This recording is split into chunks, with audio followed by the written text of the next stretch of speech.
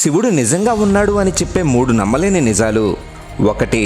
2013 కేదార్నాథ్లో వచ్చిన వరద తన ప్రవాహానికి అడ్డుగా వచ్చిన ప్రతిదాన్ని కబలించి తనలో కలిపేసుకుంది. కానీ కేదార్నాథ్ ఆలయానికి మాత్రం ఏమీ జరగలేదు.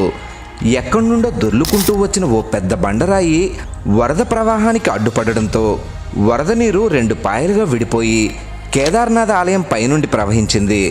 2. కైలాస పర్వతాన్ని శివుడు నివాసంగా చెబుతూ ఉంటారు. మౌంట్ ఎవరెస్ట్ని సునాయాసంగా ఎక్కిన పెద్ద పెద్ద మౌంటైనీర్స్ అంతకంటే చిన్నదైన కైలాస పర్వతంపైకి వెళ్ళడానికి ప్రయత్నించినప్పుడు కాలం వేగంగా నడవడం, వయసు వేగంగా పెరగడం లాంటి వింత వింత అనుభవాలతో కైలాస పర్వతంపైకి వెళ్ళలేకపోయారు. 3.